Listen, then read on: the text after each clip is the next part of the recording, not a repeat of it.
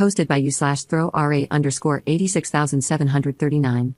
Years before I met my husband, I was in such a toxic, abusive relationship that it almost ended my life. I spent years in therapy, bettering myself and figuring out why I accepted that type of love. I stayed single for years, and once I started dating, I made sure to keep an eye out for all red flags. Heck, I even took things slowly when there was nothing but green flags. Thanks to my ex, I was familiar with love bombing. I met my husband at a work event, and things just fell into place. I opened up, explained my past trauma, and let him know that if we were going to date, it would require a slow pace and patience. I won't say that he was perfect, but he was always kind, compassionate, and caring. We dated for about 5 years, were engaged for 1, and have been married for a little over 3 years now. We recently bought our second home together, and we both got promotions at work, so we sat down and talked about having kids. He wanted a big family, and I only wanted 1 or 2. We agreed on 2, and, well, started trying. It didn't take long, and here I am, 6 months pregnant, still working, with swollen ankles and a back that won't stop aching. Other than that, I've been very happy and have what I thought was a supportive husband. 3 weeks ago, I found out that he was having an emotional affair, and honestly, probably a physical one. When confronted with the evidence, he admitted to not being attracted to me while I'm pregnant. I feel completely wrecked. I haven't gained unnecessary weight, and I still take care of myself, even with the morning sickness that hasn't gone away. He's not sorry about it, but he told me I was being overdramatic when I cried. He is staying with his family until he can find a place to rent. He doesn't want to get a divorce. He says after the pregnancy is over, we can go to therapy and fix things. I don't want to. I cannot physically look this man in the eye anymore without feeling disgust. I have a text from him saying that he's my only option because no man wants to date a single mom. I'll be talking to a lawyer and figuring out how to divorce him. I just wanted to vent into the void today. For now, I'm going to order some nuggies and a Frosty, and I'll be totally okay if I gain 5 pounds from it. Up in the comments. He was telling a very young, naive woman how hot she was, how he couldn't wait to touch her body, and telling her he loved her, but then claimed they never met. He would complain to her that I wasn't fun anymore. There were obviously pictures sent back and forth based on the comments, but the pictures were deleted. I asked him about all his overtime at work, and he couldn't give me straight answers, which points to the physical aspect of things. This man went from working maybe 40 hours a week to 60, and I may be dealing with pregnancy, but I'm not stupid. Update 2 days later. I was told I'm not allowed to change the locks because it's his home as well, and he came over last night knowing there wasn't much I could do to stop him. Thankfully, he only grabbed some personal belongings, threatened to take the dogs, he didn't, and let me know he had emptied our shared account. Part of me rolled my eyes, figuring he wasn't dumb enough to do that, and the other part made a mental note to check it once he left. Sure enough, our account has maybe $5 in it. He did a transfer, which I'll be calling the bank about, and I'm speaking to an attorney this afternoon. Thankfully, my dad taught me not to fully mix finances, so my savings weren't touched. While it's not a lot, it's enough to cover the fees for the next few weeks. I don't have any family left, so I think he's trying a power play to make me feel like I'm alone and need him. In reality, it's lit a fire under me, and I know I don't want or need such a garbage person in my life. Thank you to everyone who has reached out with comments, kind messages, and helpful advice. Edit. He showed up yesterday, completely drunk, begging to talk, and his anger kept increasing when I ignored him and walked away. It escalated to the point where I grabbed my bag and decided to walk down the road to a neighbor's house so I wouldn't be alone. He grabbed my arm to stop me, and when I yanked it away, he slapped me. The cops were called, but since I didn't have a mark on my face, it became a case of my word against his. They escorted him off the property, and I assume he's now back with his parents. He did throw a fit about the dogs and has proof of ownership, so I'm guessing he'll be able to take them. I went to leave for a drive to clear my head after everything and realized that 3 of my 4 tires were flat. I know it was him, but I don't have proof. Insurance won't cover it, so I'm going to a tire shop on Friday morning. Just another drop in the bucket. As for the attorney, I've had my consultation, and I'm waiting for my check to come in so I can schedule my actual appointment and get the ball rolling on this. I have a few close friends who are kept in the loop, but I don't want to burden them or treat them like unpaid therapists. I think that's why I came back to Reddit. There's something therapeutic about just typing it all out into the void. The pregnancy is okay, I've actually lost weight, and the doctor has told me to avoid stressful situations and take things easy. I'll be calling to see if I can change the locks on the home now, and if not, I'm going to start looking for places. Second update 4 days later. He'd broken late last night. I was able to contact the police before confronting him, but due to the location, I knew it would take them a while to arrive. I tried walking by him to leave the house, but every time I did, he shoved me, once hard enough that I stumbled and fell backward. The eerie part is that he never once yelled. He threw things, one of which hit me and caused an emergency room visit that required stitches. He said the most vile things, that he hated me, that I should off myself, how useless I was, yet he never raised his voice. I'm not saying that in a good way. I wish he would have yelled.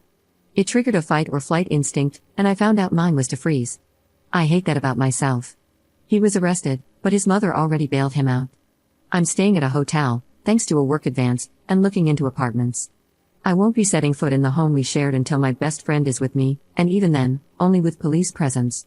Nobody can figure out what made him change almost overnight. The only thing I can guess is some kind of psychotic break, but I'm not a therapist or doctor. Besides some ugly bruises and stitches, both the baby and I are fine. My lawyer feels confident that this is enough to get a protection order for myself, and it will include the pregnancy/baby. Next time I see him will be in court. Sorry if I'm rambling and not making much sense. For now, I'm safe and can finally sleep well for the first time in weeks. I have the dogs, and nobody knows where I am except for one close person and the police. Third update 1 week later. The police met me at my home to grab personal belongings and pretty much anything else I could carry.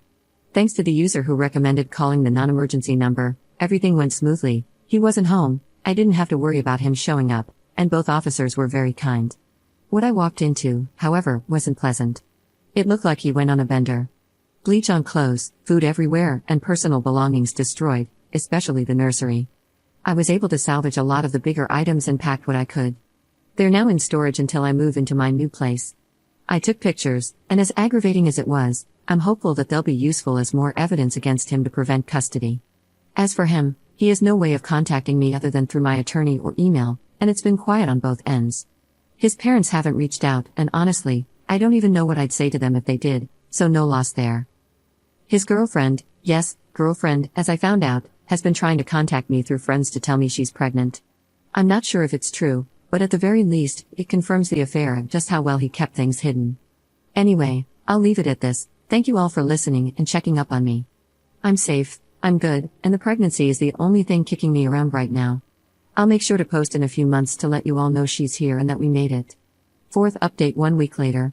I've read every single message and the majority of the comments. Thank you for sharing your experiences, your advice, and your love. More than a few have offered baby items, groceries, and gift cards. I cannot in good conscience accept any of those, but if you have items lying around, please consider donating them to a charity that helps homeless parents. One comment that stood out was someone asking how I could feel sorry for him. I guess I'm just an empathetic person, maybe to a fault. I wish that if he was so unhappy, he would have just told me. We could have tried to fix things before they became violent, and if it wasn't fixable, we could have still been an amazing co-parents. His girlfriend reached out via email, which was forwarded to me. She's claiming she's pregnant, and for her sake, I hope she's not. She accused me of ruining a good man's reputation and called my injuries self-inflicted. They're even asking for a paternity test, lol. My personal favorite was when she said if my baby is actually his, she hopes her child can grow up with mine and have a sister. Little does she know, I will go to hell and back to make sure that man knows nothing about my daughter. I saw him once while leaving the grocery store. On the outside, I stayed calm, cool, and collected, acted like he was just a stranger I wouldn't give a second look to. On the inside, I was saying oh crap about 500 times and cried in the car afterward.